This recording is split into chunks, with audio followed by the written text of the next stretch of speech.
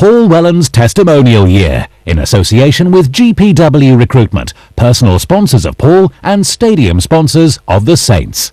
St Helens Star, proud to be associated with number 1 Paul Wellens.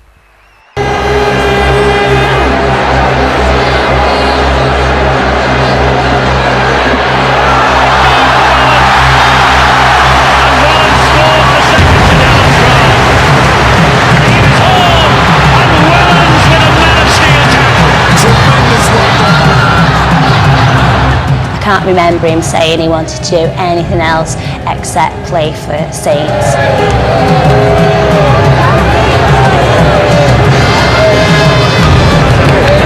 Took a play in the yard when he was 5, 6 and 7.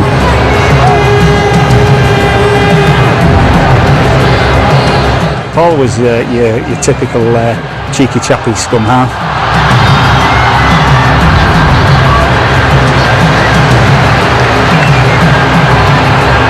The thing about Paul Wellens is that he is a nice guy.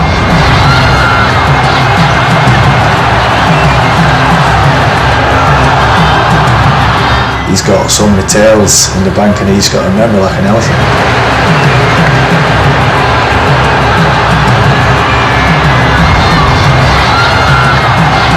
He's the same lad that I used to interview as a 17, 18-year-old with the academy.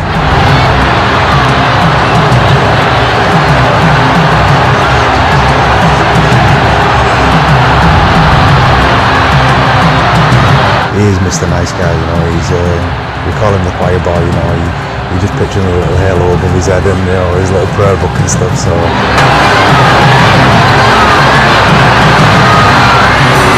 Paul Wellens has been immaculate from first to last.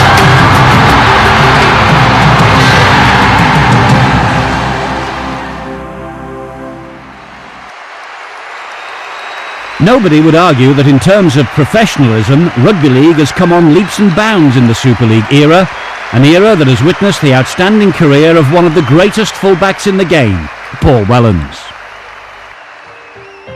It was on February the 27th, 1980, that Paul Wellens, along with his twin sister Claire, were born to Mum Julie and Dad Harry at Whiston Hospital. The new arrivals joined sister Leslie and brothers Kevin, Brian and Ian. The twins had been born to a family that has rugby league woven into its very fabric. I was 19 when Paul and Claire were born, and there's a funny little story attached to it really, because I went on holiday with my boyfriend at the time, Brian, who's my husband now, and I got the usual talking to from my mum and dad, you know, like, you're going away for the first time and be careful and behave yourself.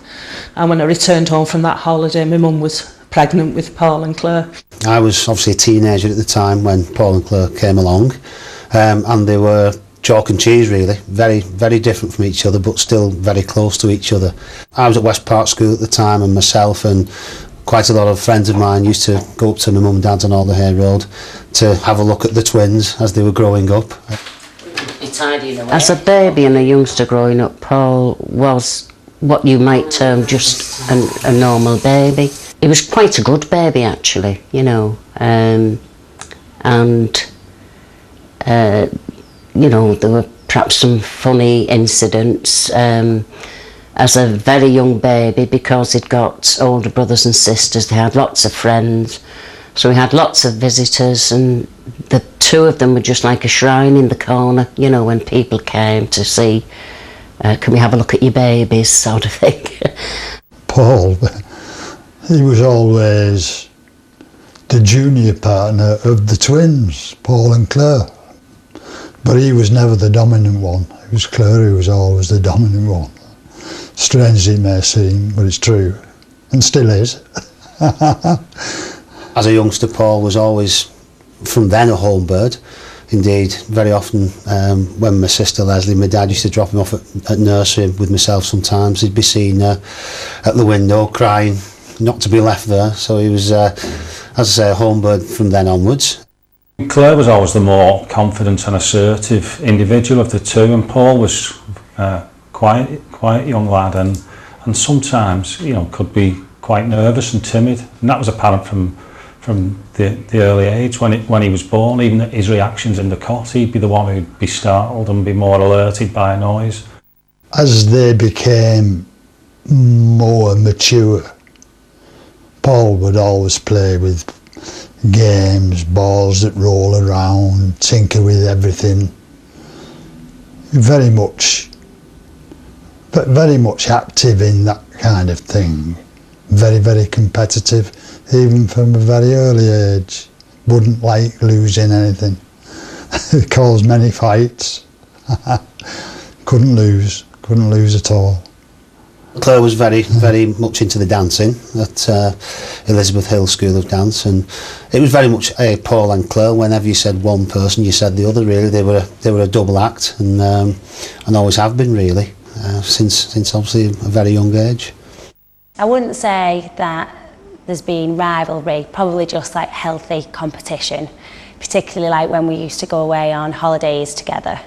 You know, I can swim the fastest across the pool, no, I'm best at pool, just things like that, but just healthy competition between brothers and sisters, really. I think most people say I was the more confident one out of us, which is probably true at the time, but I would say it was more that I just liked to look out for him, really. Just make sure he wasn't, you know, getting into trouble, or that just making sure that he was all right all the time. At primary school, his main interest was sport. And he loved his PE, he loved any ball games, even also athletics, so he was very keen. With Paul, you can strike out anything other than sports, you know, music, computers, pets, no way. It was just sports. It was a ball of any shape, any variety, any sport. Pretty similar to other ones of us really, whose education was on the playing field, you know, playing soccer, cricket, rugby, whatever we could get our hands on. Paul was the same, he just loved his sport basically. He was a good footballer and played for the town at football. And then the rugby came along. There was kind of competition in the schools then. There was Brian Higgins, who run the school's football team, and St Teresa's school team as well. Won the battle really. He always had Paul in the school teams. He was quite young when he was included in the rugby teams at the primary school, and Mr Higgins was very influential in encouraging a lot of the boys really at that time. The primary school rugby had like really taken off. I think like a lot of rugby players in St Helens, Paul has a lot to be grateful for in terms of what St Teresa's and Brian Higgins in particular did. Brian brought rugby into the school when it wasn't there at the time, and a number of players have benefited from that. Well, he used to play in the yard when he was 5, 6 and 7, you know, on a Saturday evening. I would go and take him and about 3 or 4 or 5 other very keen rugby league boys who would play on a Saturday morning, and that was when Paul was only, I'd say he was 7 or 8 years of age when he really started going there regularly, and that's how he came into a rugby league in the school. And after school he'd play also in the playground, playing tick and pass, you know, like boys do. But that's how I got to know him, first of all when he was only a little boy. And but boy would he play rugby. He could catch the ball then, he could kick the ball then, he could tackle the ball then, and on top of that he was a great little boy, very kind to other boys as well. I remember him playing on the Saints ground, and he was one of the younger ones. There were some other good rugby boys from St Teresa's there, bigger than him, and probably stronger than him at the time. He wasn't very big, but even for there, he could beat people and pass the ball and, of course, tackle. Always tackling around the legs, because he wasn't big enough anyway to do anything else then when I saw him at Saints there on the ground. Older brothers Kevin, Brian and Ian had all played their part in embracing the oval ball game in both codes of rugby. 4 brothers who've all played rugby to reasonable standard, And even things like dancing, my sisters danced, but the main thing is that everybody was involved in some form of physical activity which got them out and about and involved. Cricket again is something that everyone's played, and football. In an era when all kids got out onto fields, families, mates, met up, 20 of you kicked a ball around, and it was a way of socialising, but little did we know we were honing our skills as we did it.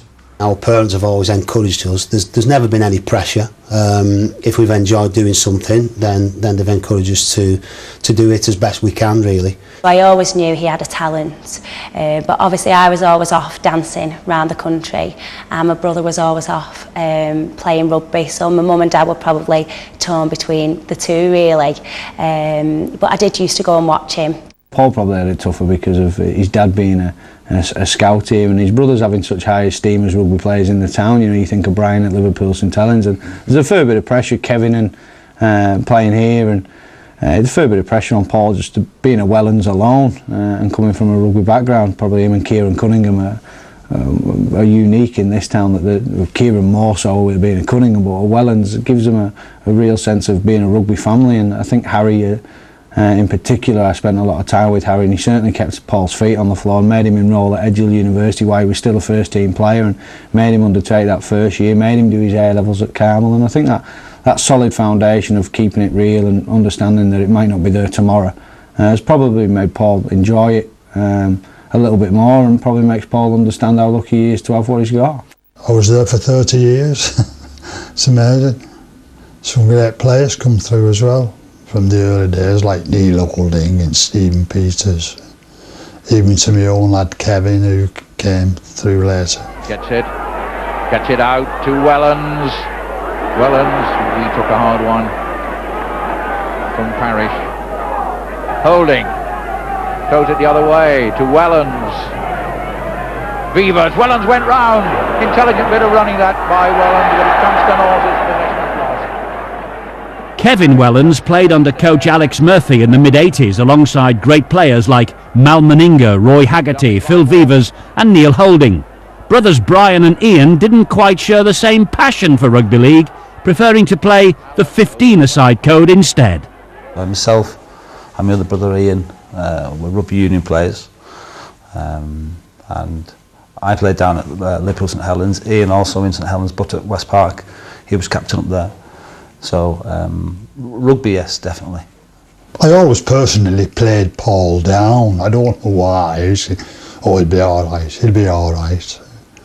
But he always kept his place, always did well. Suffered because of his size.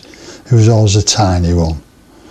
And compared with his friend and mates, Paul Bailey and Scott Barra, who were still friends today, they were the big guys. Big tall lads. You'd be pitting yourself against like the bigger boys, and perhaps not being as successful in a team as you might think, but you just keep saying, well, just carry on, just do what you're doing, and things will eventually come your way, sort of thing. It's a Wellens thing that we're kind of small in the teens, and then there's a late growing spurt in the late teens, and we've all been that way, very small as teenagers, and then grown to be about 6'1" and pretty decent size. Paul used to say, well, now I'm going to get big like that.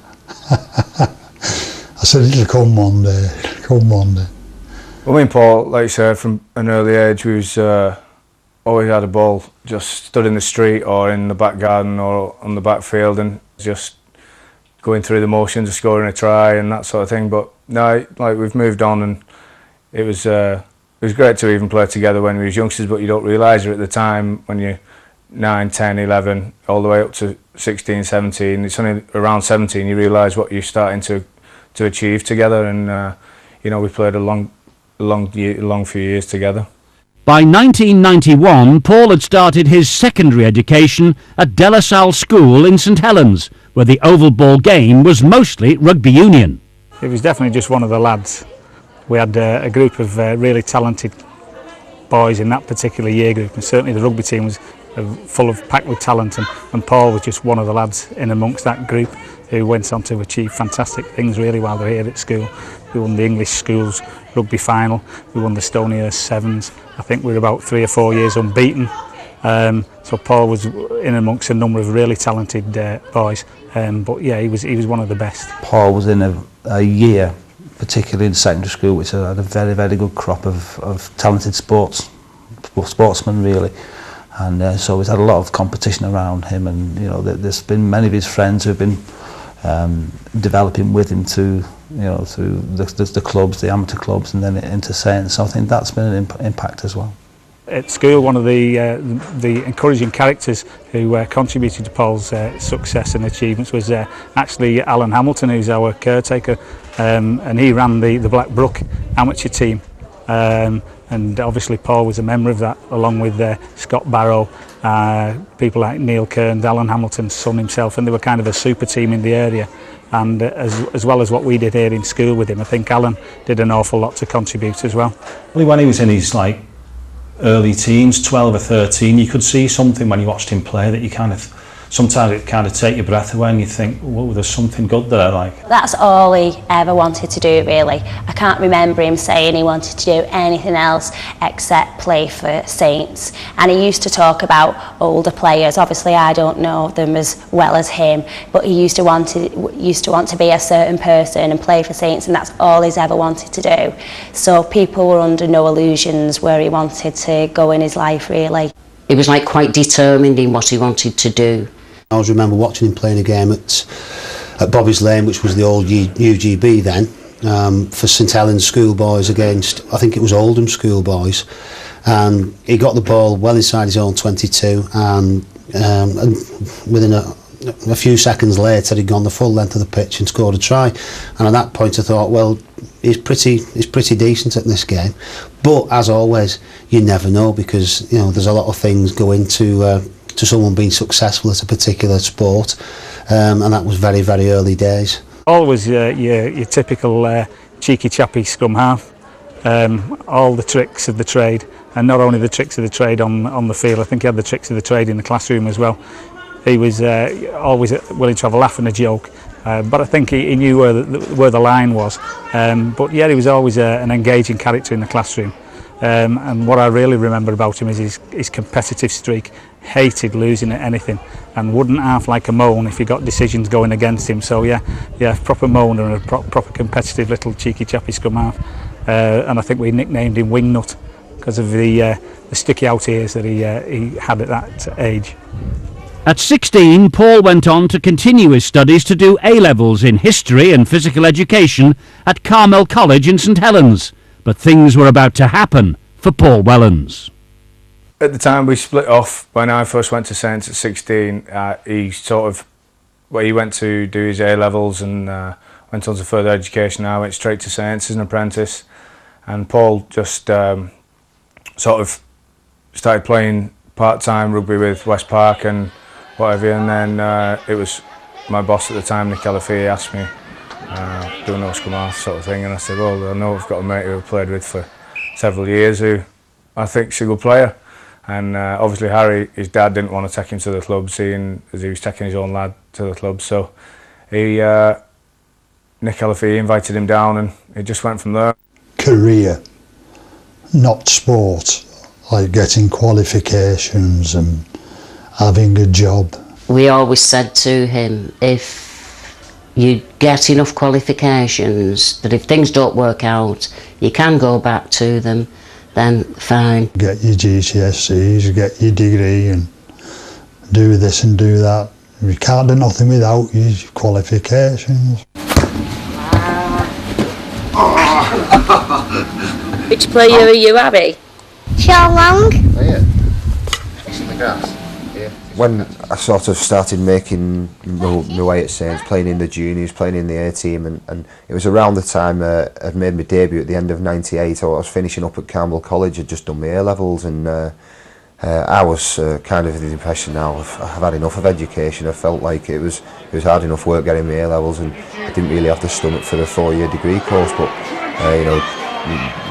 my mum in particular was keen for me to go on to university and get the right education, and obviously I can see why now, because obviously it is very important. And so I went to Edgill and started my university course, sports science. But at the same time, St Helens used to always train at Edgill, So I'd be sat in my lecture, you know, looking down at me books, and out the window on the field I could see all the lads running round. So it was like a dagger through the heart, really. I just so much wanted to be out there. He'd only just got halfway through the first year of his degree course. The sporting events overtook the academic possibilities as we were trying to instil at the time. It was Ellery Hanley was the coach, and he said, you know, where's Paul Wellens? And Nick Ellery, he said, he's at university, Ellery. He said, get him here, he's playing at weekend. Ellery Hanley kind of just said, you know, I need him here, I need him full time. So, you know, the club made arrangements, and then after, you know, I sit down with my parents, I said, you know, I've got this opportunity, and my brother Ian in particular said, you know, if I was in your shoes at your age and I had that chance, I'd certainly take it. And at that point you knew that barring any serious injuries, he obviously had quite a big future ahead of him. Thankfully I took his advice and put my degree course on hold for a year or so to see how things went. Julie's heart was in her mouth. So was mine. Despite the reservations and fears felt by Paul's parents, the move into professional rugby league with the Saints was proving to be very promising indeed. There would be no regrets. Paul made his St Helens debut as a substitute against the Halifax Blue Sox on the 30th of August 1998 in a match that the Saints won by 36 points to 6. Saints substitution, Paul Wellens comes on. But Halifax get a penalty out of it. Wellens on for Sean Long for Saints for the last, making his debut, I'm told, and I've seen him playing the very successful Saints Alliance side a couple of times this season, and the Halifax Alliance side have had as much joy as the first team here. I've had to come over here twice this season with the second team, and it didn't make good viewing on a Wednesday night, and it doesn't make good viewing on a Sunday afternoon either up to now. Baldwin goes it alone. The defence there for the Saints. Rowlett bringing on Mercer. Mercer over the top for Bouveng. Bouveng, no chance of getting in at the corner. Big tackle there, and that's Wellens on his debut. Well, that sums up Halifax's afternoon, because the Saints' defence has been marvellous this afternoon. They've disrupted Halifax's pattern, although the loss of Clark, Mohan and Harrison in the first half contributed to that, but the Saints will come away again from their own line.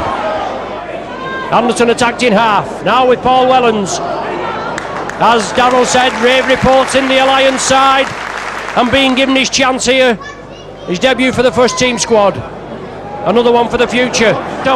On suspicion as he chipped the ball through. Wellens! 11 metres short. Paul's first Saints try came the following year, on April the 18th, during the game at Knowsley Road against Sheffield Eagles. Joe Iro gives it to Long. Long popped it over. Aitchison's away again! Supports midfield. Wellens with the handoff. Oh, he's over! It's Wellens! The posts are rocking! But that's a super try by Wellens! But who's the man that provided it again? Big Paul Aitchison! Wellens with the try after 20 minutes! Super stuff by the Saints! Not the most spectacular of tries may be, but certainly one to remember, as Saints beat Sheffield 39-30. Coach Ellery Hanley certainly had faith in Paul's ability, and he became a regular member of the first team squad in their quest for major honours. Cunningham, Saints moving left. Wellens makes sure and adds another one. 39-24, the first drop goal of the season for the Saints, and Wellens is the scorer.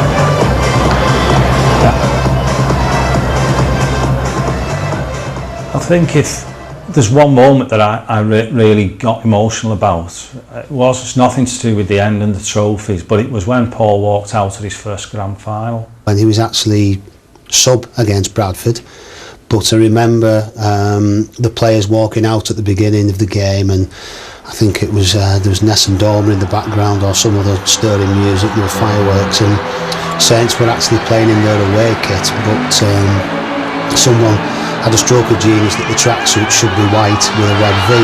The Ellery Hanley grand final, and Saints walked out, we all had these white tracksuits on with big red V's, the fireworks were going off, and I was quite overcome, I was overwhelmed really seeing him walk out in that company. He was only a babe then, he was 18 or so. So as they marched out, they still had the famous red V on, and that was probably one of Paul's, if not the first major appearance in a final, and that was where the hairs on the back of your neck stand up and tingle down your spine. The Saints hadn't really been to a big final for a long time of that standing. It was just really special for me. I was sat there with my own son watching it, and I had a massive lump in the throat, and I don't think anyone's ever had that experience where the hair stands not only on its end on top of your head, but all down your back and all over your body, and I had one of those moments really watching Paul walk out on that occasion. Paul's first appearance in a grand final was to happen in the second half at Old Trafford in 1999 against the Bradford Bulls, as he came off the bench for Tommy Martin. O'Neill to within 1 metre. They're counting down. Listen to them. St Helens are going to win the title. Cunningham pinches one anyway. Cunningham held up, but it doesn't matter. They've won it. St Helens from second place after the weekly round. What thoughts must be going through Matthew Elliott's mind? Paul's victory parade with the Super League trophy, along with the congratulations all round from boss Ellery Hanley, left him feeling 20 feet tall. The season ended with Paul having scored 6 tries, 5 goals and a drop goal in 15 starts, and playing in 16 appearances as a substitute. St Helens then attacking the gun riding lane end of the ground. Man with the ball is Kieran Cunningham. Now it's Leon Price. Here's Sean Long. Gardner is free. Down the right hand side. Inside the middle is Paul Wellen. It's try time again as the fullback scores the second try of the night. A taste then of what's happened here at Knowsley Road on many an occasion. Paul Wellens scoring a fine try. But of course, Paul doesn't just score tries, he saves them as well. Last-ditch tackles, he climbs into the skies to take a high ball under tremendous pressure. He picks up the grubber kicks close to his own try line with superb positional play that makes him the best full-back in Super League. But who would have thought 10 years ago, when he was a 6-foot academy scrum half and Ian Millward tossed him that full-back shirt where he scored 2 fine tries in a very good St Helens win, that shirt was for keeps. Standing up, Newton, Peters, will score, he's short. 2 inches short. Knock on, well spotted. Who cares? It has, he's given Saints a golden opportunity. Here goes Iro, and Iro, if he'd have released the pass, maybe, but they're not done, they're in. First try of the match, Paul Wellens, the young full-back, chiming in. It's gone suddenly very quiet here at the Boulevard. What? Iro into the arms of Long, and Long will stab it to looking for Tommy Martin. Oh, he didn't need Martin, he's got Wellens. Wellens has got his second try. It's not given yet. Referee wants to check whether Paul Wellens is onside or not. He was looking for Martin, and Wellen snuck up on the blind side and took this. Now, was he onside? You know, Alan, I've been looking in the record books, and it's very difficult for me because I can't remember St Helens without Paul Wellens, strangely enough. But I know he came into the side. I think it was Ian Millward's first match in charge, when after Ian had taken over from Ellery Hanley, and Ian Millward gave Paul Wellens his chance. And I've just been looking up in the record books now. It's 10 years ago. And Paul Wellens seems to have been there as long as Knowsley Road itself. You know, you can't think of a St Helens team at the moment that doesn't include Paul Wellens at number 1. Paul Wellens, Ray, comes from a long line of superb full-backs that the club have produced. I just wonder where he is in the line of those great players. I'd put him right at the top, Alan. There certainly is a great pedigree of full-backs. There must be something in the water in St Helens that promotes full-backs. I mean, we go right back to the early 50s with Glyn Moses and then Austin Rhodes and Frankie Barrow and Jeff Pimlett and Kel Coslett, and then Paul Wellens. And there's no doubt about it that, I mean, today Paul is preeminent of the full-backs, and certainly well worth consideration with any of those full-backs that I've named. It's significant that all of those full-backs possibly lacked half a yard in blistering pace. Paul possibly the same, but it makes no difference whatsoever, because to compensate for that, Paul has those particular qualities that really stamp him as a world-class full-back. In my early years coming into the Saints side, it was you know, you felt you needed to try and, you know, work your way and fit into the environment, and certainly you know, one player at the time, in particular Chris Joint, was crucial in me feeling comfortable within that environment. So he was always the guy who put an arm around your shoulder, asked you, you know, if there's anything he could do for you. He'd help you out with kit, boots, things like that. And injured. Not far behind them, the Saints. Chris Joint, their captain, leading the way. Paul Newlove out injured. The Theatre of Dreams, 14th of October, the year 2000, and the Super League Grand Final, with Saints against the old enemy from Wigan. Just going through the picture there. All the faces very tense, including young fullback Paul Wellens, recently called in to the England squad. Whose nerve will hold? Amazing situation there. You can see quite clearly that the skipper, Andy Farrell, just nodded across to Ian Millward, because Millward said, "Where's Frank? Where is your coach?" Obviously, Frank Endicott wants to get to his seat quickly. Forget about the ceremony. It is the game. But it's not how they come onto it, Eddie. It's how they walk off it. Celebrations are underway off the field. They've got 20 seconds before the celebrations start on it. And Stankovic! Sullivan's there! They're going to finish! With a try! Yonkers gets the try! St Helens are the champions! Cue the celebrations! Get the champagne off ice! Saints have won it! Saints have won back-to-back titles for the first time in 30 years! 58,000 spectators packed into Old Trafford to witness a comprehensive victory for Saints, as baby-faced Paul Wellens is the first to receive his grand final winner's ring.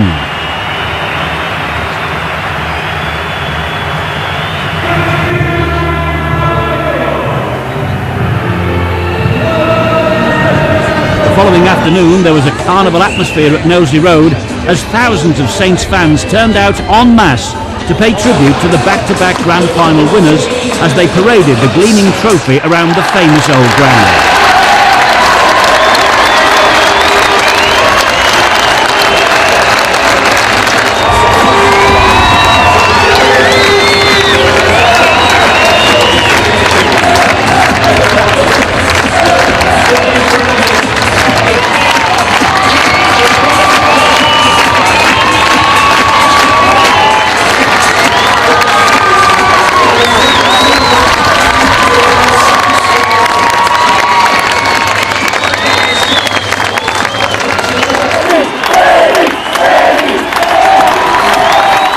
They certainly had plenty to cheer, with Freddie Tuolangi, after his last game for the club, dancing for the chanting fans.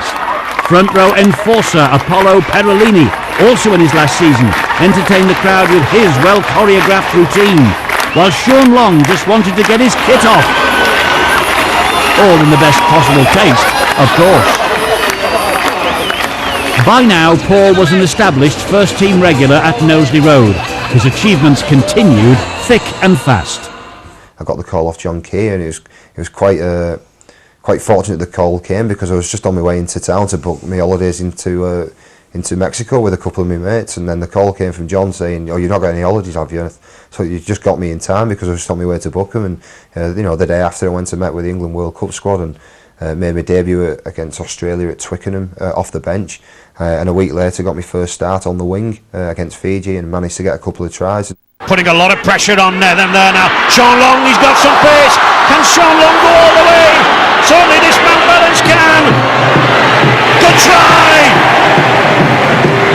Excellent try there for the St Helens youngster. He made his debut against Australia, but that had to be scored. When Long gave that ball out to the wing, there was a lot to do for that young lad. He did it.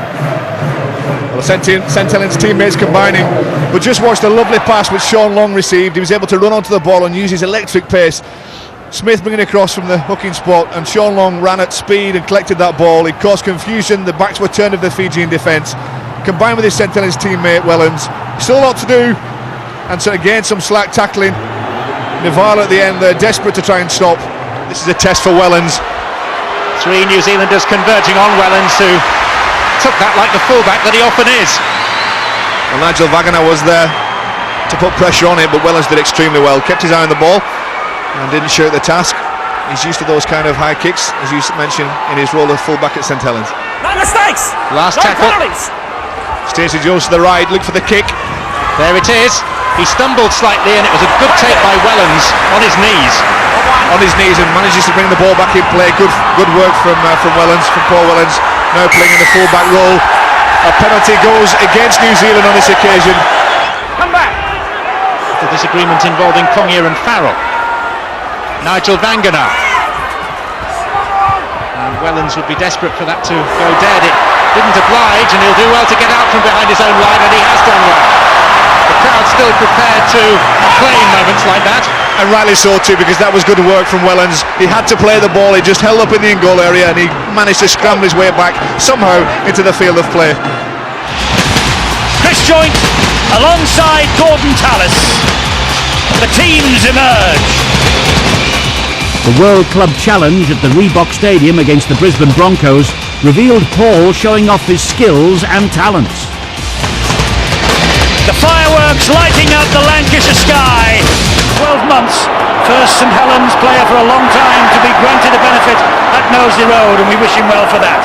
Well taken Bob there by Paul Wellens. That'll help his confidence. Very little pressure on him, but we're relieved to get his first touch in. That's Darren Lockyer with the kick over the top. Another good claim by Paul Wellens. What a difference this year for Paul Wellens, the established number 1 at St Helens.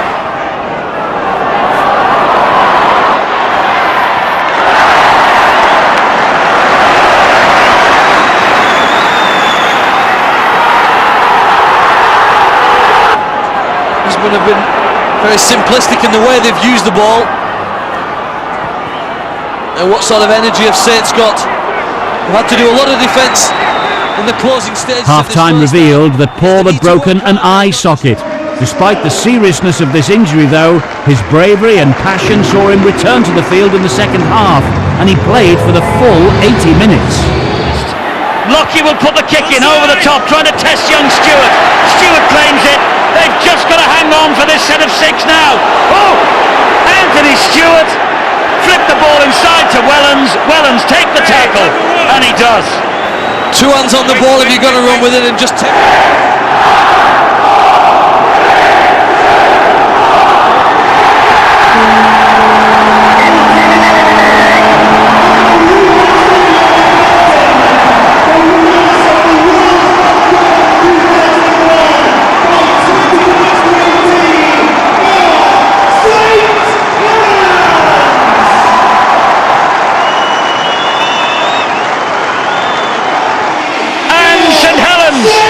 Martin, Sean Long and Ian Millwood, their coach.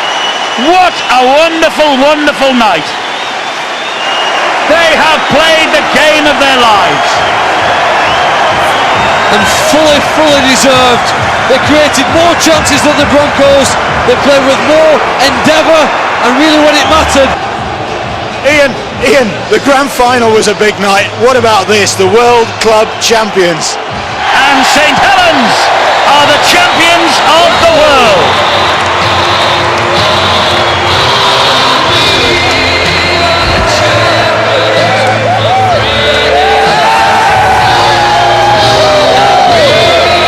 Well, what a dreadful waste of champagne, but it's a night that the players and the supporters will remember for the rest of their lives.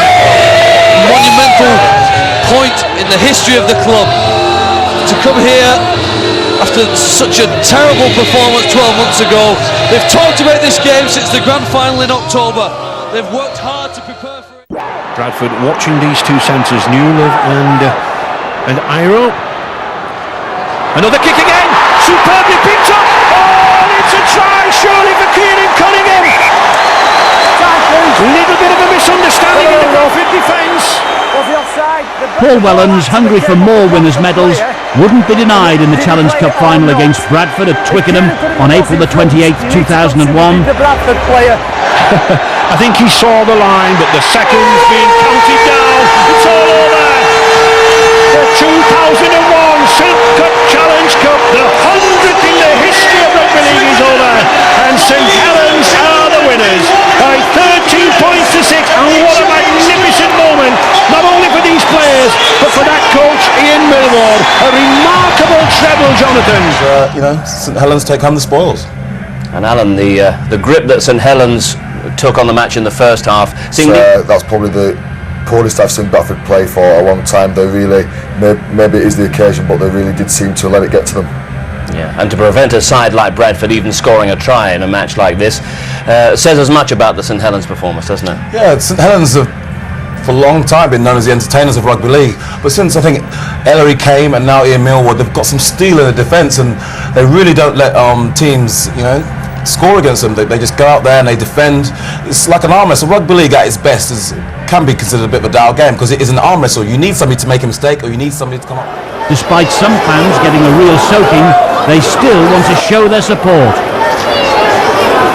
Mr. Consistency, Mr. Dependable, Mr. St Helens. That's Wello. All these describe the young man who was really making a name for himself in the Super League. It's out here, there's Wellens, there's 4. Right behind the sticks, Paul Wellens. From the base of the scrum, Warrington's defence was nowhere. Then a smile from the man celebrating his birthday. Wellens with a try, number 11 of the campaign for the 20-year-old fullback. Burley getting into the face of the Saints, hanging back, you'll get great ball from Cunningham. Wellens under the post. A bullet pass from Kieran Cunningham, and Wellens over underneath the sticks. Paul Wellens, another of the 34 names on David Waite's list that will take on the Australians at the end of the season. And Stuart Raper, having seen his side take an early lead. It was in the same year that Paul made his Great Britain debut against the French, playing at Agen in the south of France. As I say, they'll go off to their warm weather training next week, and they'll be in great heart. And here they come again. This is Johnson. He's got Wellens, and try number 4's on the board for Britain. Wellens over, and it's just a cakewalk for Great Britain. France have got no answer to this. It's hugely encouraging from a British point of view. And out they come.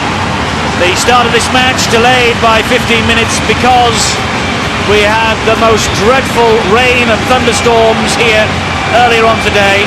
The underfoot conditions will be tricky, to say the least. And because so many of the supporters were caught in traffic jams, then they decided to put the kick-off time back by 15 minutes. Conflict between Lancashire and Yorkshire began in the 15th century, of course, and became known as the Wars of the Roses. That same inter-county rivalry was also an important part of the rugby league calendar for many years, drawing large crowds. Donlan to his feet, plays the ball to Alcott. There's Sinfield, quick hands to Deacon. Further wide it goes to Breers. Lovely pop pass from Breers to Stankovic. Chances here, and he's over the line, and he's got it down, I think, Paul Wellens. Yeah. He'll just see whether his momentum had stopped. I don't think it had. So it's just Finksy, mate, but we can't go on Finks. Paul Wellens believes he scored. His colleagues with the tackling. Here is Sinfield. It comes to Sculthorpe. He finds Radlinski. That's a great ball. And there is Wellens, who will score for Lancashire despite the attempts of Mark Calderwood. The Red Rose County responds immediately. And Paul Wellens, the try scorer, growing week by week, month by month, this young man. Silly penalties. You saw the mighty Atten. Here is McDermott for Lancashire. Good offload. Well picked up by Wellens. He gets there this time. No, he's short, is he? Wellens gets the try. Second try in the Origin series this this year for Paul Wellens. This was no touch football game. This was a toughie. It was a toughie. Lancashire have won it. I'm sure it will have whetted your appetite for Origin 2 to come on Tuesday. It's finished here with a narrow victory for Lancashire, 22 points to 18.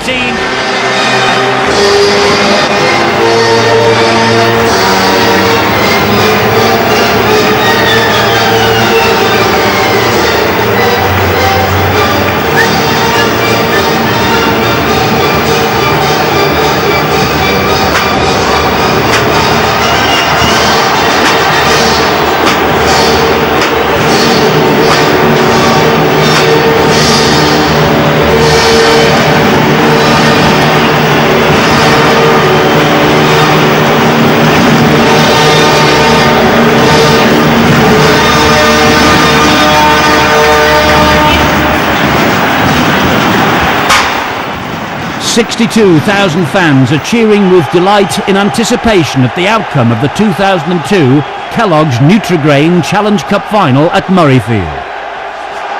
Sir Rodney Walker, the chairman of the Rugby Football League, who retires this weekend, and leaving the presentation to Eamon McManus, a local boy, former amateur player, and chairman for just 4 or 5 months, but already turning St Helens' fortunes around off the field.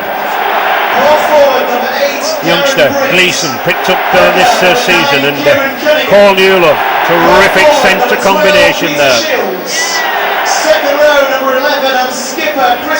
Helens, who won the toss for the right to wear their normal jerseys in white with the red chevron, and Kieran Cunningham, I hope he's going to take that hat off before kick-off.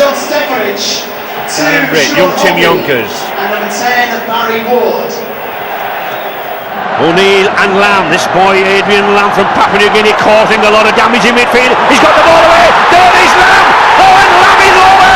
Adrian Lamb from Papua New Guinea, he's in for the second try of the afternoon, and the Wigan fans can hardly believe it. They were classed as underdogs all week, and yet they've started in sensational form.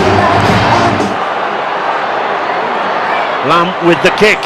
Nice little slice kick, here's a chance! Oh, Wellens just gets his boot to it. Oh, and he did it so calmly, didn't he? Lovely kick, little General comes in, puts it along the ground. Wellens is coming across, he was comfortable, always going to get there first. Away. But Ian Millward, I don't think he will have given up hope yet, and neither will those men in red and white. This is still anybody's Challenge Cup final, but Wigan pressing again strongly. Here's a chance now for Hudson. Oh, Wellens takes it well, just judges the bounce. Darren Albert. Oh. Hey fellas, stand away. David, right, the too clumsy getting up. Watch what you do with your feet and keep off his hand. Paul. Very clinically done, you're too clumsy. Let's have a look, see what he does, hang on. That's not clumsy, that's just deliberate. Nasty. And Sean Long, he needs consoling.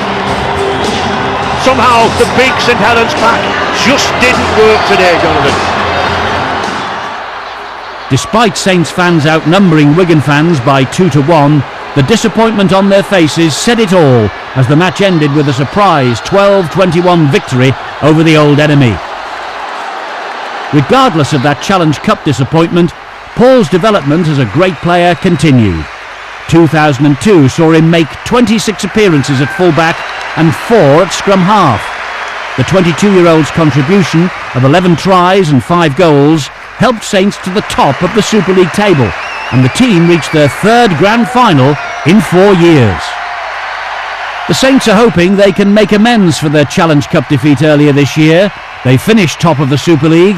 They are hoping to take what's arguably the game's top prize here at Old Trafford, in front of a sellout 61,000 crowd. The date's October the 19th, 2002. They all look ready. The crowd, they most certainly are. What a noise as the two teams emerge.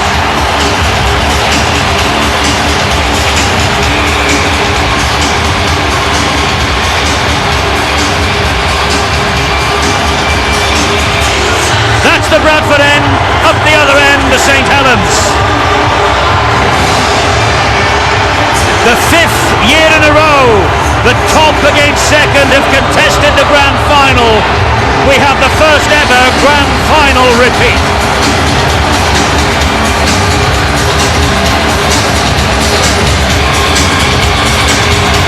The noise at Old Trafford is deafening.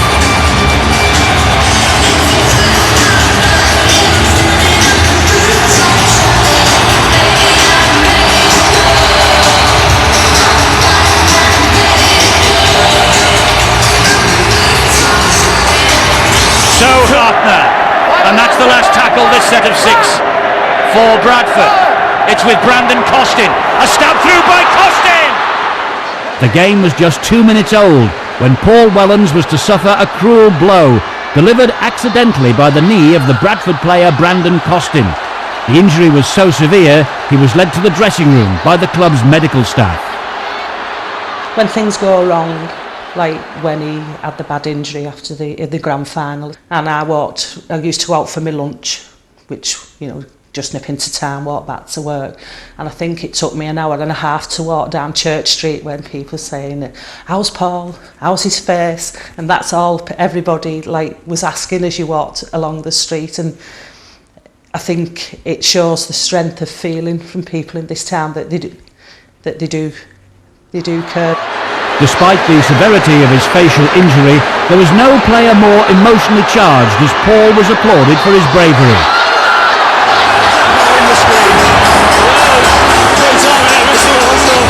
For St Helens, 1996, 1999.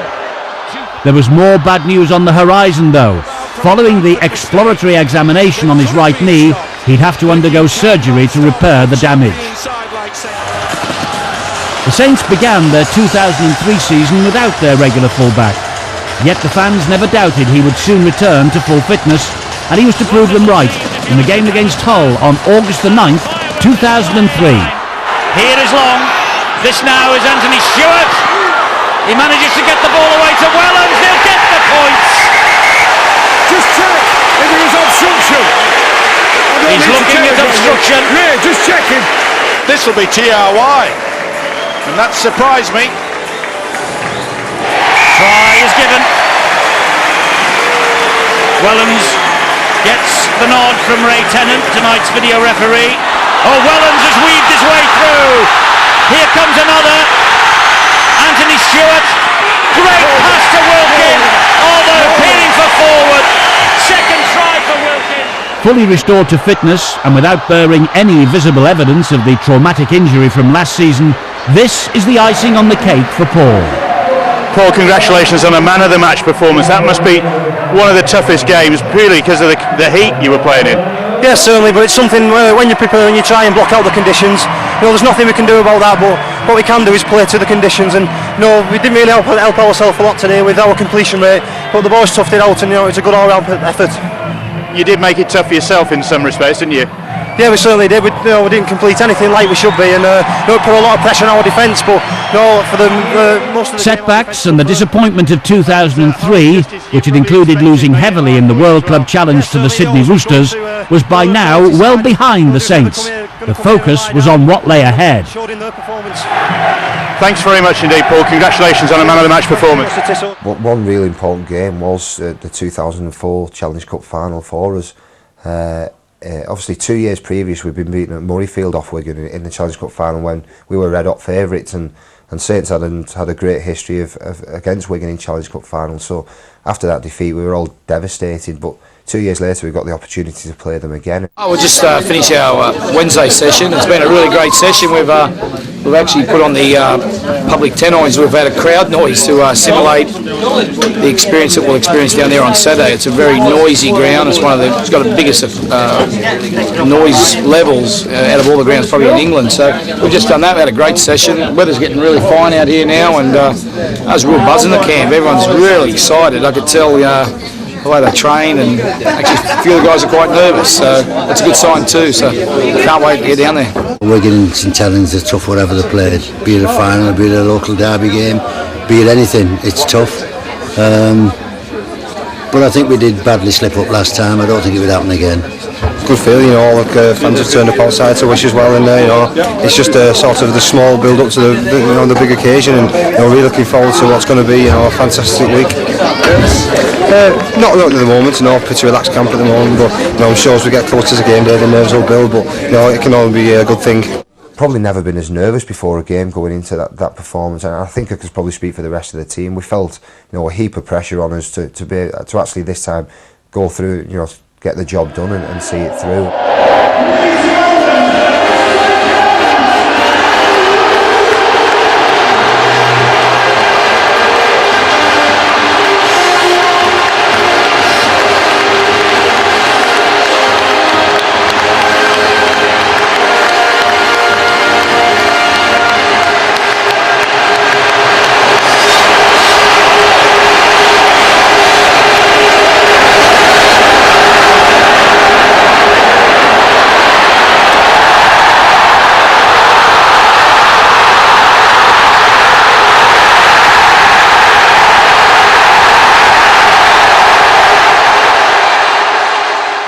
The game started off and it was a very close game, as you would expect in a Challenge Cup final, and I think you know, we were a try or so in front, and it was about a minute or so before half time the ball went out to the left and then came back the other way. Wellens!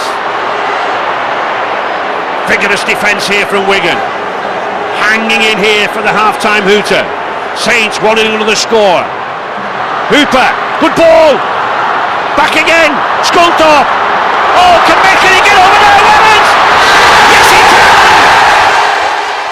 I remember, I think it was Keith Mason popped me a pass, and I was about 3 or 4 yards from the line, and I managed to scurry over and get the ball down. And although it wasn't the most spectacular tries, it's certainly one of the most important to have scored, because I think, you know, in a cup final like that, to give the opposition a bit of a kick in the teeth just before half time was massive for us, and we came out in the second half and, you know, really gives us the belief to go on and win the game. And it was a fantastic occasion, and we felt that we'd sort of, you know, avenged the defeat in Murrayfield in 2002, and you know, we certainly enjoyed that night, and more so, you know, winning the Challenge Cup, but you know, releasing the pressure that, you know, the players have been feeling for, you know, a number of weeks in the run up to the final.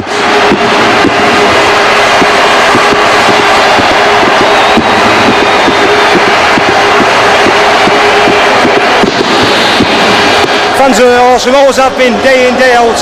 Whether it's Marcel, Paulie or how well we're playing, they always turn out to give us, you know, this sort of support, and you know, massive thanks to all the supporters, it's just tremendous. The 2004 campaign saw Saints and Paul Wellens playing some of the best rugby ever witnessed at Knowsley Road. Paul had achieved peak form and looked at every stage the model professional. The season ended with Paul giving outstanding performances for Great Britain in the Tri-Nations, receiving worldwide praise for his efforts and building on his success at club level. National pride very much to the fore here. Not only for Great Britain, who, as I say, are on a roll, but for New Zealand, who are doing it tough in this series. You feel like you're bulletproof, so they want to keep that nice smooth line, the communication going, regardless what happens here today. Not a high kick, but Wellen's positioning himself perfectly underneath the kick. Are you surprised, gentlemen, that Robbie Paul is not out there tonight? Because the word from the touchline is he's dropped. There's no problem with it.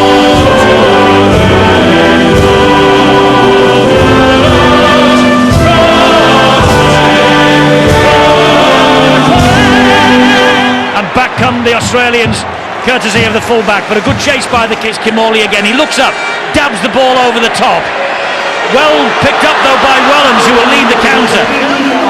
First time that we've got that counter as well, taking the ball on the half volley. Deeply disappointed, every single one of them. Paul Wellens, well, we all thought when Chris Radlinski was out of the reckoning that we would miss Chris Radlinski. Here is Wellens, wide it goes to Jamie Lyon. He tries to go inside half, he gets it away to Wellens. Wonderful try. Paul Wellens has been hunting that all night. Lyon, the provider again. In 2005, Paul once again was the rock behind the Saints and relentless in his efforts, taking up kicks and supporting breaks. Paul down there by Jerome Guisset. Here is Wellens, and Wellens skips inside them, and Wellens scores. Best fullback in the business, Paul Wellens. He knows his way to the try line as well. And that was a bit of a gift. He just sidestepped a couple. It opened up, and Wellens over for the second St Helens try. 2005 ended with Saints top of the league again. Injuries to key players had robbed Paul and his teammates of further honours in the playoffs. There was another casualty as head coach Ian Millward was sacked. During his time in charge, Millward had guided St Helens to 5 major trophies since taking over from Ellery Hanley in 2000. His last game in charge was against Warrington on the 29th of April 2005. There was some good news, however. Rachel and Paul were expecting their first baby. Meanwhile, former Kiwi coach Daniel Anderson was appointed as the replacement for Ian Millward. The 2006 campaign would see Paul right at the top of his game, reaching the precious milestone of 100 tries for the club he loved. It goes to Wellen, and Wellen scores the second St Helens try. You get the feeling that Wigan are simply delaying the inevitable. Well, they can score from every single part of the field and every single play of the ball on the Saints side. So many talented players and perhaps not a better support player than Paul Wellens. He managed his 100th career try against Harlequins last Friday. That's career try number 101. That ball thumped downfield into the arms of Paul Wellens. John Sharp, the Huddersfield coach, will be absolutely livid with that. He'll be livid with that as well, that he was allowed to escape the clutches of the first. In 2006, the Saints won a fantastic hat-trick of trophies, and Paul Wellens' superb form was to be rewarded when he won the Rugby League Writers' Player of the Year, the Super League Players' Player of the Year, and the prestigious Man of Steel. Wellens also picked up the Harry Sunderland Trophy as Man of the Match against Hull FC in the Super League Grand Final. And if that wasn't enough, he was awarded the Saints Supporters Club Player of the Year award as well. But the Player of the Year, and I don't think there'll be too many arguments, is Paul Wellens.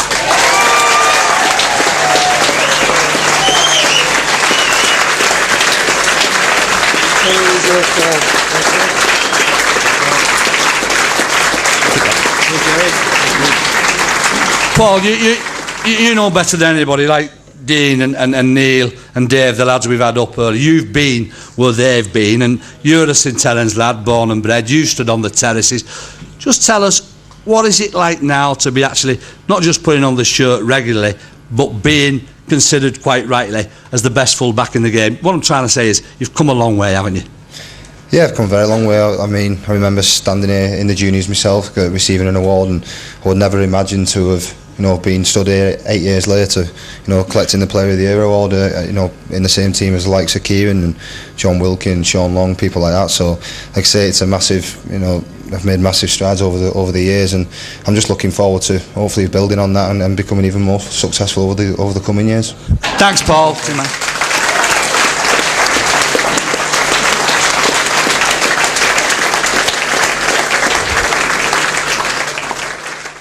So to the big night itself, time to pay homage to those who've stood out from the crowd. Who would be your Man of Steel this year?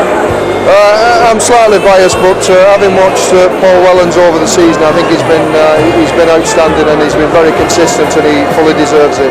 I'd like to say my teammate Paul Wellens. Oh, Paul Wellens this year for me. Paul Wellens. Paul Wellens will be my tip. I'd go for Paul Wellens. I think he's had a brilliant year and he's well deserves it. Paul Wellens is his man.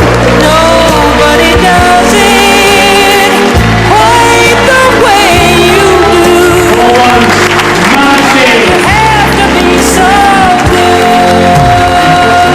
Best player in Super League, that's you. That's what the trophies say.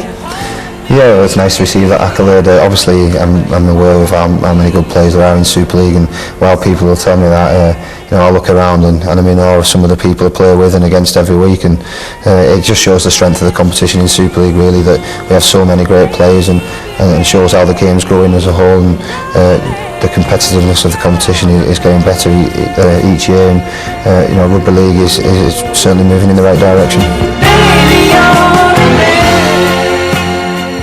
Well, Paul Wellens is respected by his fellow professionals. I mean, when he was named Man of Steel, it came about because he was judged by a team of so-called experts. I think they got it right.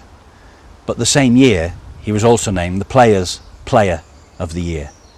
And I would think there is no greater accolade for any player but to be judged by his peers.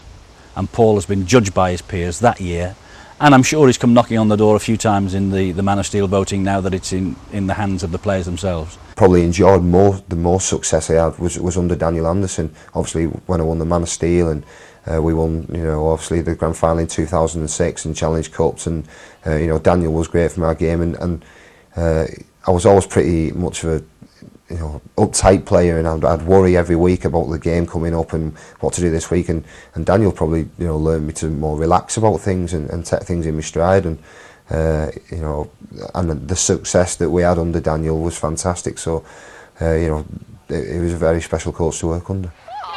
The venue, Twickenham. The teams are St Helens and Huddersfield, with all to play for in the 2006 PowerGen Challenge Cup final. Huddersfield last won the Challenge Cup 53 years ago. Fans here are being offered the latest Twickenham fashion accessory. Somehow pops open like that, and then you put it on like that, and then you wear it, of course.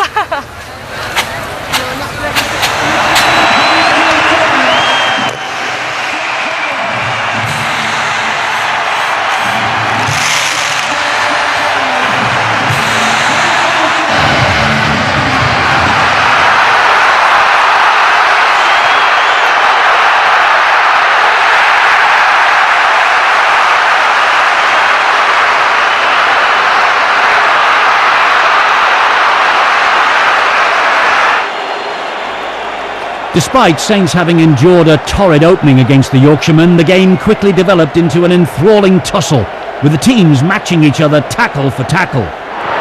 The Saints soon produced the fabulous attacking football they'd shown throughout the season.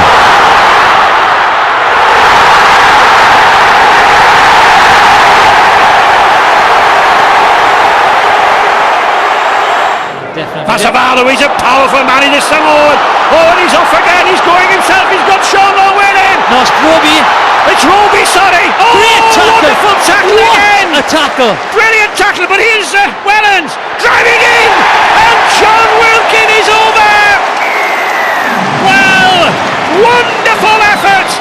The 2006 Challenge Cup final, I mean, two things stick out in my mind about that actual game is, one, John Wilkin having his nose splattered all over his face and you know, getting strapped up rather peculiarly and coming back on, and the other is Sean Long obviously winning his third Lance Todd, you know, the first person to ever do that, and you know, I think when you watch that performance back and you realise the influence that Sean had on the game, especially with his kicking game late in the match, I think we scored maybe 2, 3, 4 tries from Sean Long's kicks, and you know, he showed on that day why he is such a big game player, and you know, it's fantastic to be part of that team on that particular day. You know, the 2006 squad in particular was very strong. We had a lot of strength and depth, and you know, if people look back to the Challenge Cup final, two players who missed out on the 17 were Nick Fossard and Vinnie Anderson, who couldn't make the side, and you know, two international players who couldn't get into the 17, which gives an indication of how strong we were on that particular occasion, and you know, I think the performance certainly showed that. Jamie Lyon kicked his 7th conversion to set a new record as Saints racked up their highest ever score in a Challenge Cup final. And the match saw Sean Long making history by becoming the first ever player to win the Lance Todd Trophy as man of the match for a third time.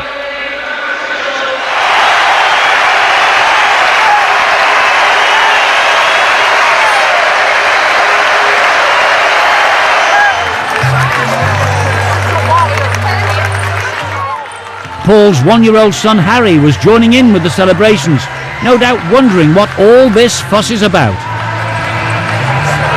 Tremendous, best feeling ever. I mean, we've worked really hard this year, and you know, we've got our just rewards today. Fantastic. It's absolutely sensational. Absolutely sensational. Saints fans enjoying themselves, enjoying top quality rugby league. Almost 20 years to the day, Great Britain faced Australia here in the Ashes Test of 1986. Since then, Old Trafford's Theatre of Dreams and Rugby League have been firm partners. These are moments that will test the nerve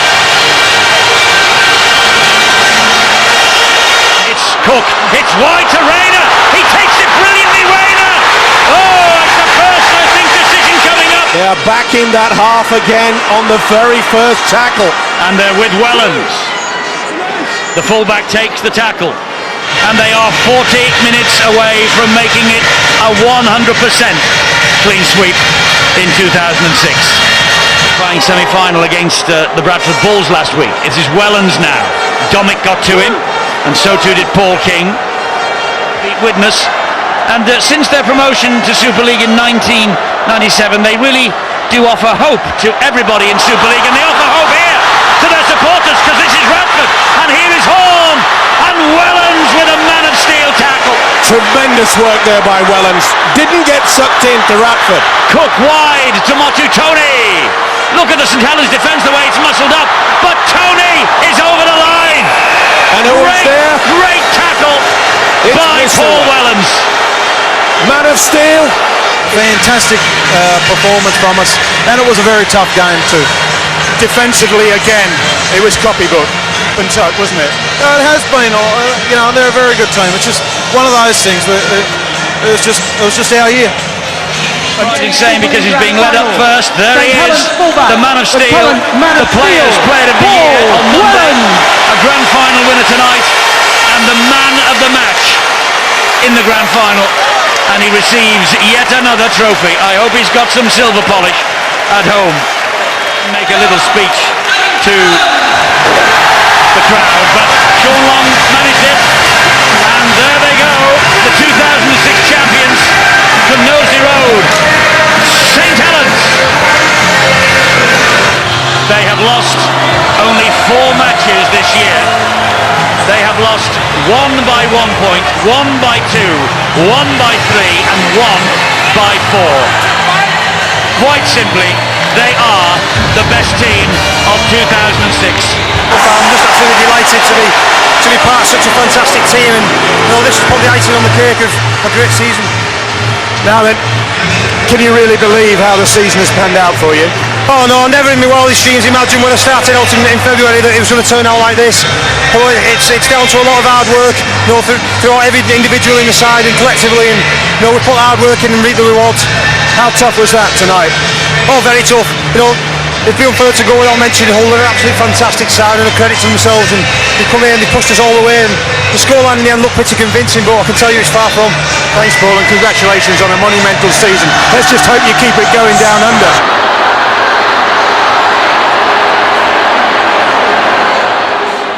After such a fantastic performance, it's no wonder that Paul lined up for the flight to Australia for the Tri-Nations tournament in October 2006. Playing spasmodic bursts of energy, but the beginning of the match is one when they are fully charged up, and you need to be ready for what they're going to throw at you. Stacey Jones with the kick out in the last tackle. Not the best kick though from Stacey Jones. Well positioned by Paul Wellens. Man of the match against the New Zealand team that showed up at Nosey Road in June. This is Wellens. Oh, it's a great bit of work from Wellens. He got out of the tackle well there, just brushed a couple aside. It doesn't matter really what you do with it in every single set, but just complete it and get a good kick chase in and ask this Kiwi side some questions, because they are vulnerable as well. This is Paul Wellens, who fielded the kick downfield from Brent Webb. Maguire stabs it through, and Wellens is after it, and Wellens will score for Britain. Paul Wellens won't be denied this time, and Britain get the try that they needed. Has found the gap, and Long attacks them. Ball comes in field, and Wellens will score for Britain. Wellens scores for Great Britain at St Helens, 1-2. The 2007 Super League season saw Paul once again at the top of his game. Both occasions. And there is the man, Darren Lockyer, rightly, Steve-O, tagged the best in the world. Saints have got to beat the best in the world tonight. Without a doubt, and they realise that they have to shut Lockyer down. Simple as that. Final last year, plays the ball to Ennis. He finds Lockyer! He is a human being, after all. Wellens to counter for Saints. Boy, it includes 3 meetings at Test level when Anderson was with New Zealand and Bennett with the Aussies. At club level, Daniel Anderson leads Wayne Bennett 5-2. And St Helens have got the ball back on halfway with Paul Wellens, the man of steel. That doesn't surprise me, because Friday, he's really not up to it. And let him hear the footsteps and a little bit of noise coming towards him, and it has to be a standing start. It's a great start from the Saints. They're not avoiding each other, are they? No. He has got the Man of the Match award. They're being led by Paul Wellens, but the captain named by Daniel Anderson tonight is Sean Long, and he will collect that glittering silver trophy, the Carnegie World Club Challenge. And the more and more they play, and look at the smile on the coach's face, fully deserved, and here's a man that's getting very used to picking up trophies.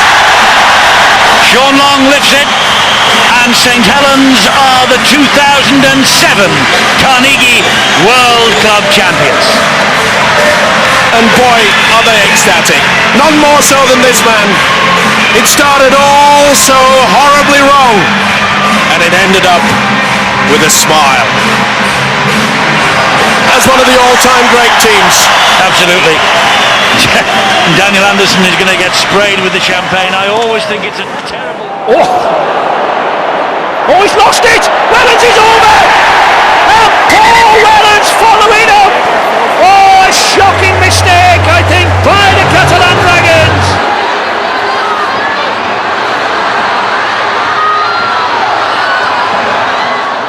The return of rugby league to the newly revamped Wembley Stadium saw Catalan Dragons swept aside as Saints took the trophy in the 2007 Carnegie Challenge Cup final, after which Paul was named the joint Lance Todd Trophy winner with teammate Leon Price. I don't think I could pick a favourite out of all the finals that I've played in, or the venues, or where which final, if I had a choice, which one would you play in? I think being a professional player, you're so desperate to play in both, and I think the thing, having been involved at St Helens, is that I'm being so successful that we've had the opportunity to contest both major finals, especially in the last few seasons. Well, I love watching when he wins at the big finals and all the celebrations, but particularly when they go back to the club the day after and they get to celebrate with the family. It's been lovely for us watching Paul celebrate with Harry on the field, and to see what joy kind of Harry gets out of it as well, because there is no other option in life for Harry to be a Saints player like his dad. So hopefully he kind of develops Paul's talent, or he won't be very happy. Oh yeah, the boss departs in 5 minutes. My older sister Leslie, she organises a coach to take us to the final, wherever that may be. You do a coach, Les, I'll come, such and such a body will come. So we managed the next time we did it, we filled a coach of our own. Got to be ready for about 6:30 in the morning with your cooler bag full of your food and drink. And we all meet outside Green Halls at like 6 o'clock, 6:30 in the morning, and everybody's there loaded with cooler bags, and it's just a real buzz from the minute you go to, the minute you come home. The Wellens bus, as they call it now, has become very popular amongst the family, and anytime we get to a major final, they can't wait to get the coaches and tickets booked. And everybody has a sing song, people get up and sing solos, and my older brother Kevin has got his own song. Well, it's a family song really, which is called the Don't Worry Be Happy, but we've changed it to Don't Worry Be Harry, which is our dad's name. We get an allocation at the club, and they do ask us, do you want to book any tickets for the final? And a few of the lads will get asked, yeah, I need 3, I need 4, I need another 6, and I'll go, yeah, I need 45 and 5 concessions. He kind of fills in the verses and does a little running commentary about every player in the team. So he says at number 1 we've got the mighty Paul Wellens, and then he'll do a rhyme, and then we all add on Don't Worry Be Harry, and it goes on throughout the whole team. That's probably one of my favourite parts of the trip. They look at me and say, why are you going? I'll say, well, the whole bus is going. And it's quite funny at the club when I order a big massive amount of tickets, and everyone seems to think I'm dragging the whole town to the major final. It's just an absolute real good day out.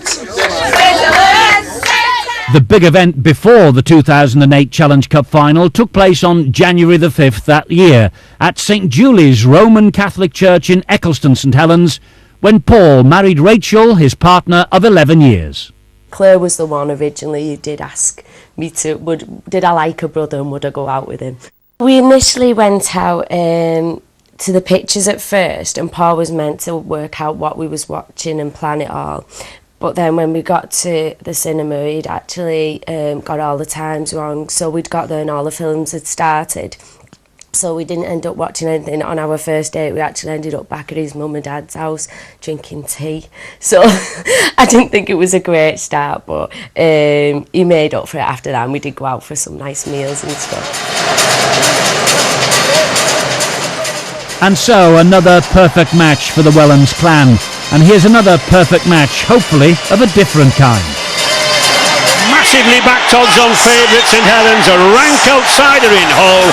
There should only be one winner, shouldn't there? Well, bookmakers, gamblers and we don't play the 80 minutes. These two teams do, and those fans of both sides know that from previous Challenge Cup finals, any team can win. We are in for an intriguing contrast. Hull in the black and white, the irregular hoops, the 14th appearance in a Challenge Cup final. But never have they won here at Wembley. 6 times visitors, still to go home with the trophy from here. St Helens, their 21st Challenge Cup final. We're playing the last tackle, and they've got numbers on the left. St Helens a little bit fortunate there to get that head and ball of the scrum, but here they are now. Gidley is going for the line himself, and there's the first try of the afternoon. Oh, that's a difficult kick. That's a terrific tackle. Great tackle, well timed Wellens. Wellen smacks him over the line. A dropout should be a set of 6 to Saints. St Helens, the winners.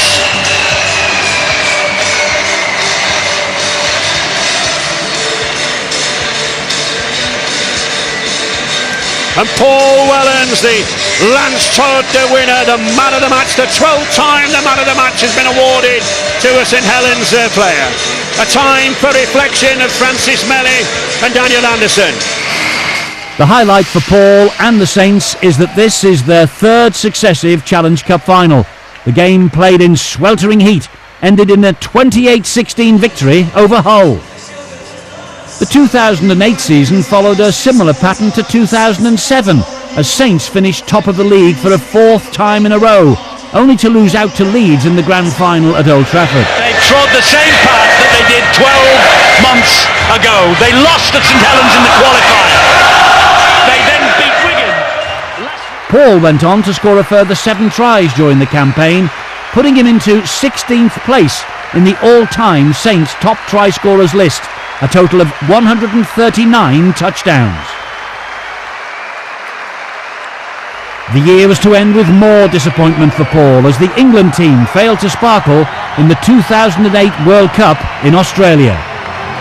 Well, here they are, the English and Papua New Guinea sides here at Dairy Farmers Stadium in Townsville. Arriving at the World Cup, there was a fair bit of excitement going into the tournament that we could do well, but obviously, as people are well aware of now, performances didn't go as well as they liked, and although we did beat Papua New Guinea in our first game, we didn't play particularly well, and performances didn't really improve that greatly throughout the rest of the tournament, and it proved to be a disappointing tournament for all concerned with England.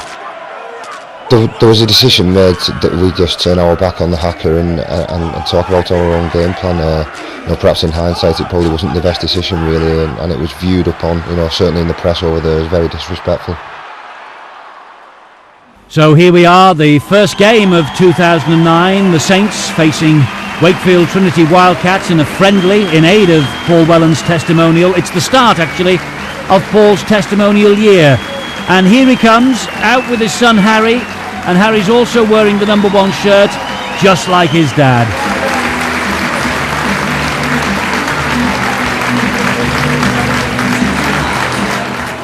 Oh, that's a nice moment, and at the tender age of just 3.5, I wonder if his mum and dad might be predicting a big future for young Harry as well.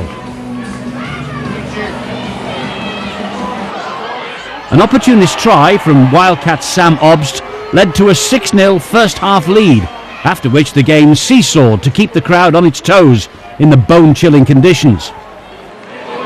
After the break, Tony Pulatua, Tom Armstrong and Matty Ashurst crossed in reply for St Helens.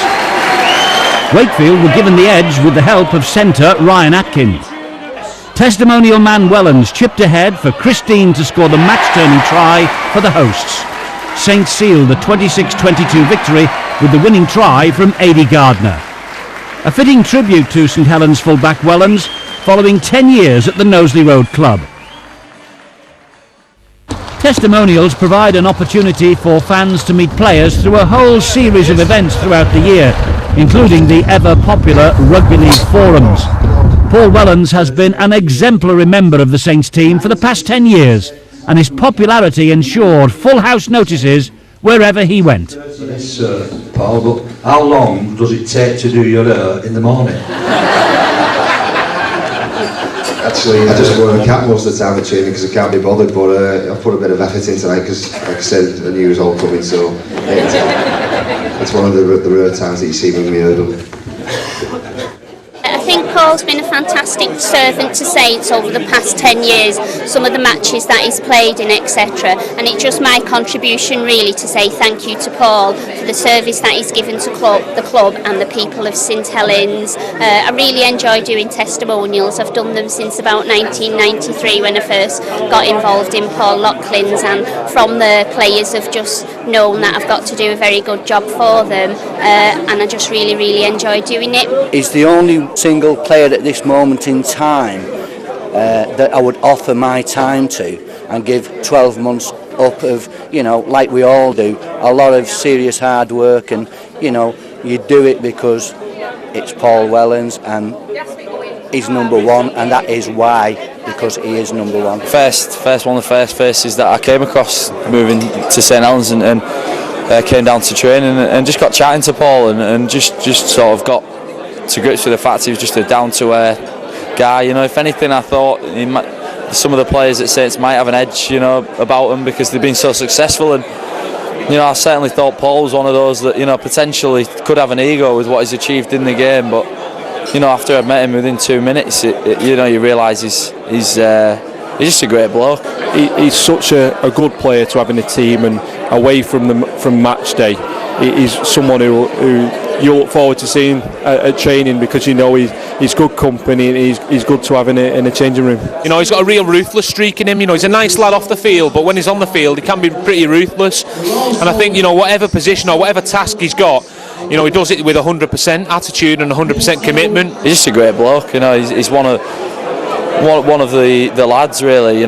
Just a really polite, pleasant. He's really conscious about other people, what their needs are, and we've played together. We've been mates for quite some time, and that's something that you never lose. And through rugby league, that'll carry on. Just his reliability and dependability, really, more than anything. Something I always come to depend on. If Wello said that he was going to be there on my shoulder, I didn't need to look. I knew he'd always be there.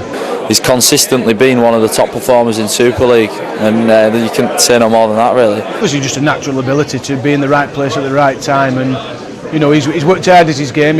I understand he came to the game as a half-back, and he adapted very well to a full-back position, and he's, like I say, he's Mr. Reliable. Does a player deserve a testimonial? Well, in Paul Wellen's case, he has been at St Helens since being a young lad.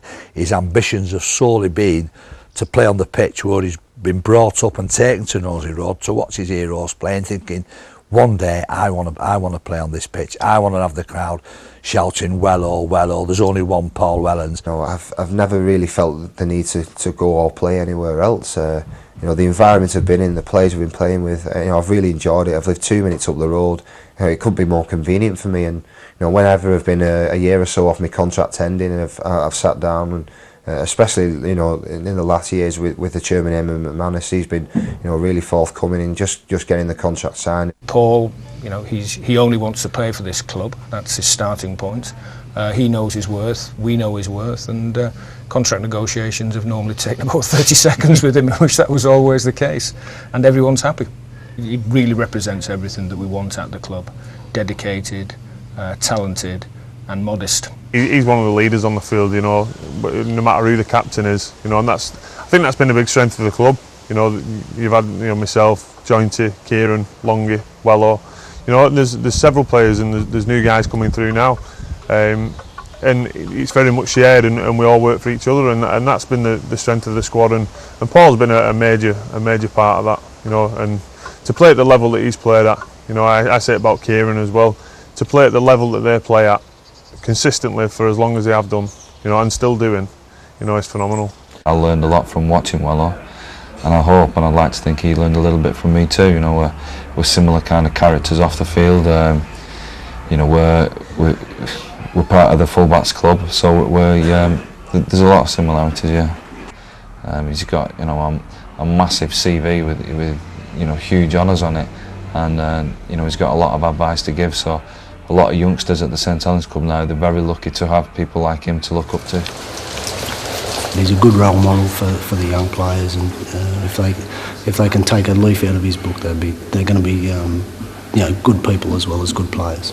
He's a senior player within the organisation. He's got the eyes and ears of the team, because he's watching sort of 25 players in front of him, you know, watching the game unfold, if you like, at certain times when we're defending. So he's got eyes for the whole game, and he's got some invaluable experience to pass on, and some things that he sees that I see, and he needs to make those things heard at half time. He's very good at it, and he'll chirp up when he has to, and he makes his point and doesn't go on. I think he's a coach's dream off the field. I think he's a coach's dream in training, because he carries out what the coach wants him to carry out. If I was a coach, and I never will be because I've got too much dark hair, but if I was a coach, his name would be the first on my team sheet. Never mind the fact that he's playing number one. Paul Wellens would be top of my list. And for me, he just ticks every single box.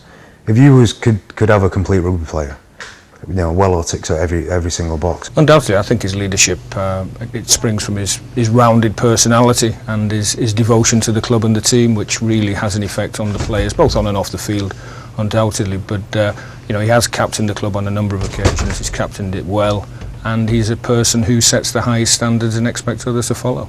You know, there's loads of friendships throughout Wigan and Saints players, but you know, mine and Wello's particularly has been strong over the years. If anything good's happened in my career, I can guarantee that within the first 3 text messages I get, one is off him.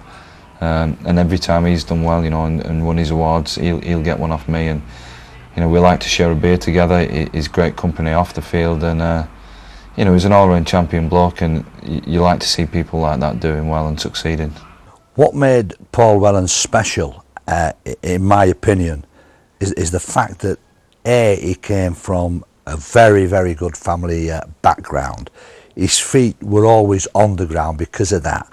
And when I used to watch Paul play academy rugby, he was a 6-foot scrum half, and I could see then that he was obviously a good footballer. When I was a young lad myself at St Helens playing in the first team, I used to go down a bit early and watch the academy, and I seen this young little thin lad playing scrum half, and he scored about 3 tries and kicked about 7 goals, and I thought, hey, I better watch what I'm doing here, you know what I mean? He'd be after my position.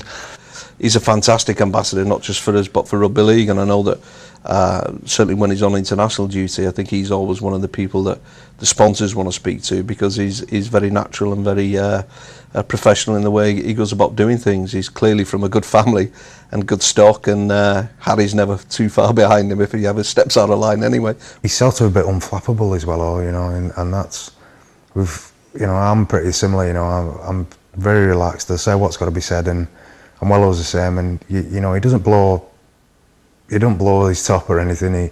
He just gets his point across, and you know, and he does it well. And he never likes to say no. He'll always do something for a worthy cause. He thinks it's part and parcel of his role at the club anyhow. Very often he's taken advantage of, but doesn't seem to refuse too often. You can ask Paul Wellens to be at anywhere, school, college, old folks home, to see the children, underprivileged children, anything of that nature. If somebody is required to make a charity draw, do something for charity, for the local teams, Paul Wellens, top of the list. It's not in his nature to say no. He'll not only say yes, but when do you want me? What time have I got to be there? He doesn't seek the plaudits. He doesn't seek the backslapping. He doesn't seek the casual word here and there. I suppose I'm painting a picture of a saint, really, but of course that's what he is. I'm fortunate that I've been to, you know, quite a lot of schools in and around the town since, and still do try to do quite a lot of that, because you know, it certainly gives something back to the community, and it's something that, you know, the kids in and around the town seem to enjoy. When I was still at St Helens, I got asked to go back. Me and Paul got asked to go back to St Teresa's, our primary school. They came to speak to me because they'd been in the school when they were very young. We got invited back up to St Teresa's primary school to, you know, give out some certificates and do a question and answers with a few of the kids. And we were still really young. We was only 17, 18. We just both made our debuts that sort of time, and we went in still quite nervous and whatever about meeting the public, but there was an assembly on. A really good experience really to go back to school. It was the first time either of us had been back there since we'd left, you know, as 10, 11-year-olds. I was speaking to them, yes, and asking them about, you know, how they were enjoying the rugby, and they were always very quiet then. They weren't boasting about it, but I knew very well that they were playing good rugby now, and they could go higher. It's amazing how the place seems so small compared to when we last went. I think obviously, you know, we grew heaps in that time, but nothing had changed in around the building. The classrooms were the same. Some of the teachers there, you know, were still there teaching there when we went, and you know, it was a really good experience to go back there and you know, give something back to, you know, the school, because you know, they were fantastic. You know, times being at St Teresa's, and I got great support, obviously, you know, from Brian Higgins, like you've mentioned. They started by asking us, did we know Kieran Cunningham? And some of them are only 4 or 5, and what sort of car do we drive? You know, how much money do you get earned? What car do you drive? I think they see you as some kind of, you know, big superstar. It was real nice to go back, and Paul will probably say the same. It was real nice to just see all the old teachers and enjoy being back at the school. I saw both of them when they played. Oh, wherever I went to for big games, I'd go and watch them. I wish I could now, but I always used to go and watch them then. One week it was at Widnes, the other was at St Helens. That's the way it was with me.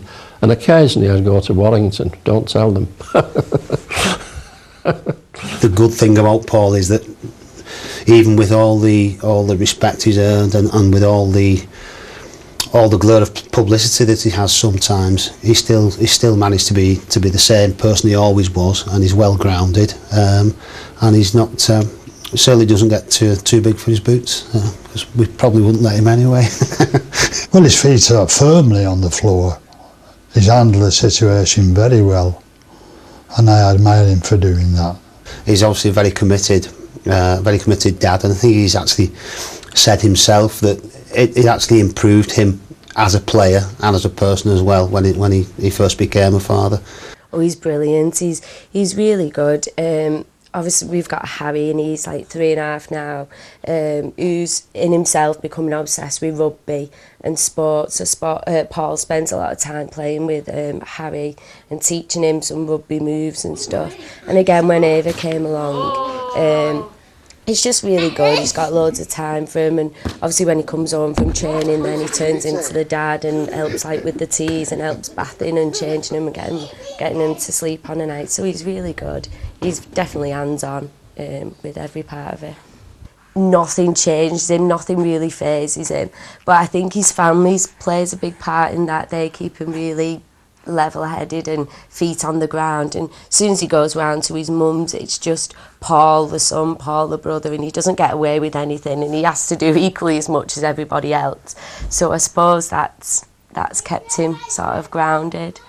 And same here, obviously Harry knows his dad plays rugby, but he's just dad to both of these, and he still has to go and change nappies and bath them and do all the usual stuff.